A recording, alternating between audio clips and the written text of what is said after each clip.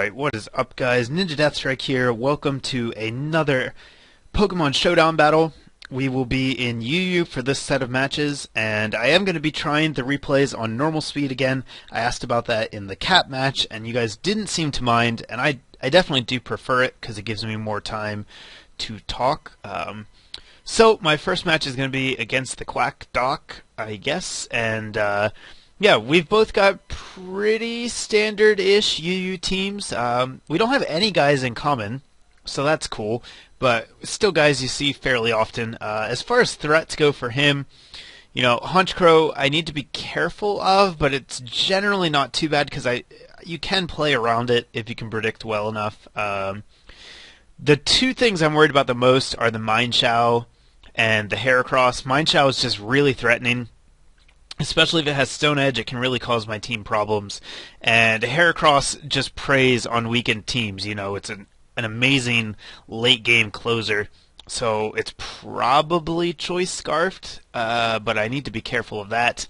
And then, you know, Zapdos is just really hard to break. So that's going to be an issue, but I do have a few things that should be able to handle Zapdos, so I'm not too worried about him. And then the other guys, I just need to play intelligently around. I'm not too worried about either of them. So let's go ahead and get into the match. I'm going to lead with Hitmontop because I noticed that the majority of his guys are physical attackers, and I thought that getting an Intimidate up on turn 1 might prove useful. It turns out it does, because he leads with Mineshaw, and that's going to allow me to switch safely into Buddy. Looking at his team, I was fairly certain this Mineshaw wasn't choiced just because he already had Heracross, who's almost always choiced. He could have been, but still, I knew I'd be able to take a hit and then get Stealth Rocks up, which is what happens as he brings in his Zapdos. So the Hidden Power Grass here is incredibly obvious, and I'm just going to switch into Whisper to take whatever Zapdos wants to do. Now, he does reveal that he has Life Orb. That means he's an offensive variant, and that's actually good for me. It's going to make him a lot easier to play around. He's going to take a lot more residual damage. He might not have Roost, although he probably does. But anyhow, able to force him out thanks to Whisper, and then I just go for a foul play coming in and destroy that Arcanine after the Stealth Rocks and its own attack damage. It is pretty much dead, and then he switches it out, showing me that it must have been choiced, and it is now definitely dead. He doesn't have a spinner, so it will die next time it comes in. Yeah, and I am looking really good pretty quick, so I take out the Nidoking with a couple of Shadow Balls here, but I'm going to have to switch now as Honchkrow comes in. I am choice locked into Shadow Ball. Predict the Sucker Punch, get an Intimidate for free, and then switch into Raikou to take the reduced Brave Bird damage quite nicely. So that Sucker Punch still hurts a ton even after the Intimidate, but luckily I'm able to survive that and the Brave Bird. Just Volt Switch out, go back into Candlejack since he is Scarfed. It'll give me decent options as the switch comes up. Now here, I am going to stay in, predicting him to fake out, or not fake out, but I don't know, just hoping he didn't have Stone Edge, I guess. I figured I would be faster and I could kill him since I knew he wasn't Scarfed. But it turns out it doesn't matter because he goes for the fake out. I have no idea why. Then Zapdos comes in. I'm at full health, so I can survive an attack, take that out with Fire Blast. Heracross is Scarfed. He shows me he's Scarfed, but he misses the Stone Edge. I believe that was a Speed Tie, unless he's running a Jolly Nature.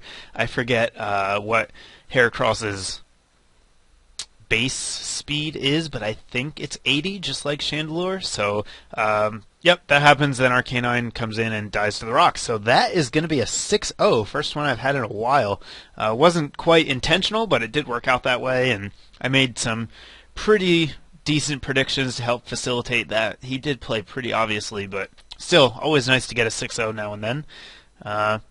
So moving from that, we're going to go to a friendly match, as Robotnik as Sexy calls them, with my friend Mr. Silver, 871. He asked me if I wanted to play about a week ago.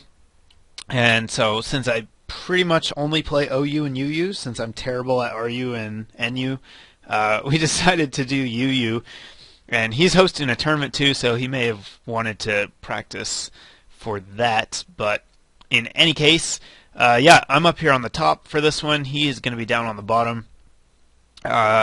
Stuff I need to watch out for on his team. Victini is a powerhouse. It does so much damage with V-Create. I do have a Flash Fire guy to help that out a bit. And Togekiss is fucking annoying.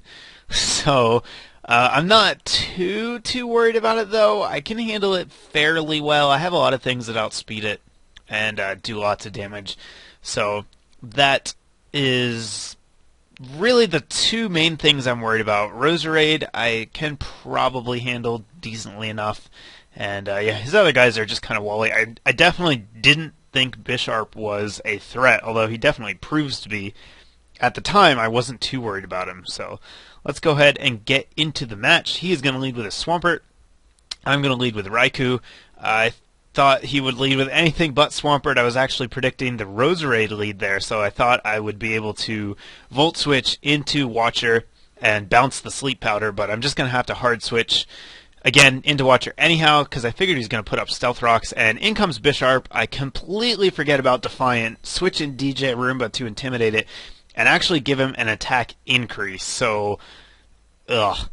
Then he gets up sub as I go for the close combat. Luckily, I'm still able to survive even at -1 defense and him at +1 attack. I still survive an Iron Head, but totally waste DJ Roomba there. And now if he gets Stealth Rocks up again, or if he gets them up at all, they're staying up because my spinner's dead. So I can go into Buddy here and force him out, threatening to burn with Scald. Togekiss comes in. It goes for an Aura Sphere. I knew that it couldn't Thunder Wave me here, so I just set up Stealth Rocks knowing that I could take any hit. I really wanted to get them up as he brings in Hitmontop. So I kind of predicted him to do that, so I'm just going to roar him out, which works out well. I think that's how that series happened. Anyhow, I do prevent him from spinning because I don't want him to be able to spin. Obviously, that's more work for me. So now I'm just going to go for an Earthquake as Roserade comes in. I get a big hit on it, and I can't stand anymore because I will die. So Watcher makes a pretty effective counter to Roserade. He does go for the Sleep Powder, and of course, somehow Magic Bounce misses the Sleep Powder. That's cool. Thanks for that, game. So I make the right prediction, but nothing comes of it.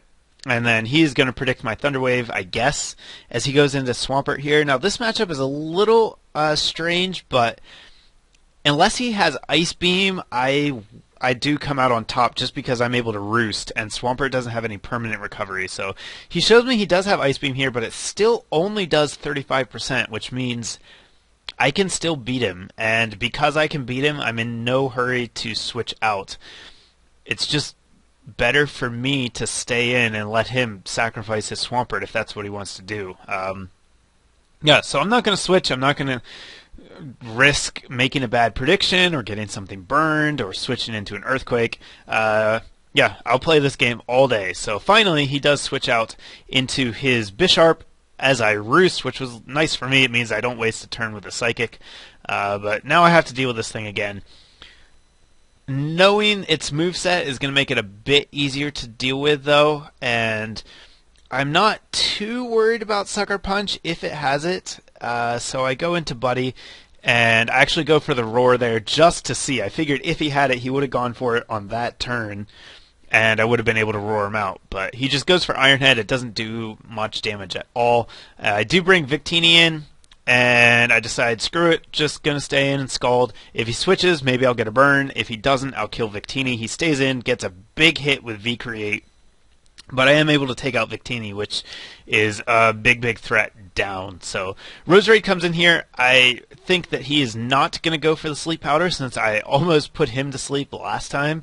And I go into Candlejack instead. That turns out to be the right prediction as he just goes for Giga Drain, and then I reveal my Choice Scarf and blow that thing to hell. So the fact that he brings Bisharp in here makes me think maybe he does have Sucker Punch and he just didn't use it. So I'm not going to risk it. Go back into Buddy because I know I can handle it, and that turns out to be the case. So he does crit and flinch with Iron Head here. That was kind of annoying. But luckily, Buddy is a man and is able to survive a second Iron Head at 2% and take out the Bisharp. So that was a big turn.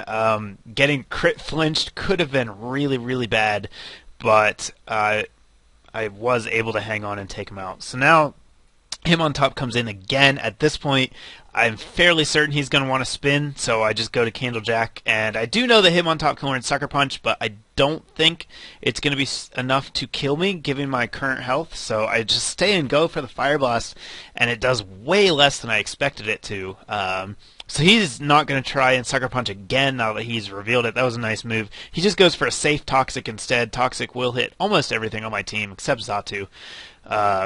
But he ends up poisoning Thunderhead the Raikou, which I don't care about at all. He is a Choice Spect user, and he doesn't stay in for long, so chances are the Toxic isn't going to add up to too much.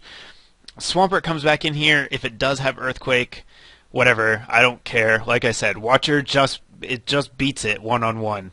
So I'm going to go right back into Watcher. I do get burned here, which is a little more annoying. It means that I'm going to be taking more residual damage, but I am able to kill the Swampert. So at this point, it is just his Togekiss left, and this is where things get kind of dumb. He has a Choice Scarfed Togekiss. He locks himself into Air Slash, and let's just watch what happens. Let's count. There's one flinch. Togekiss has slightly under a 60% chance to flinch. It has that's 2. It has Serene Grace, so that bumps the flinch from 30 to 60, but Air Slash only has 95% accuracy. So his chance to flinch is just under 60%. That's 3. Yeah, so about 6 out of 10 times I should flinch, but I should get 4 attacks in that time, and that'll be enough to kill him. I've got 4 guys. So there's one that I get off. But yeah, as you can see, he flinches the Raikou 3 times in a row, which would have ended the game immediately. That's 4. 4 out of 5. And now I'm kind of going to have to rely on Whisper. That's 5 out of 6. But I just keep flinching. I do get the Wish up because I thought it was going to be important. There's a miss, so that's 5 for 7. And it allows me to get a foul play. And now at this point, one more should do it. And nope, there's 6 out of 8. So I should get the attack off next time. Let's see. Yep, so that's 6 out of 9. And it looks like it's going to be just about right on target with the percentage. That's, yep, 7 out of 10. So not too bad off. But yeah, it's starting to get to the point where I'm in trouble. He's doing about 20% per turn, and I just keep flinching. But finally, I'm able to take him down. I get a couple of attacks off. Had Whisper gone down, I probably... It would have been close. I forget how much health Buddy had, but Chandelure was Choice Scarfed, and we were both modest, so it would have been a speed tie. I would have had a 50% chance to beat him there, and then it would have come down to Buddy, who I'm not sure could have taken an Air Slash. But anyhow, that is going to be the second match. Please give me a thumbs up if you enjoyed watching this video. Let me know what you thought of it in the comments. Check out the links in the description, and I will have more coming your way shortly. Thanks, guys.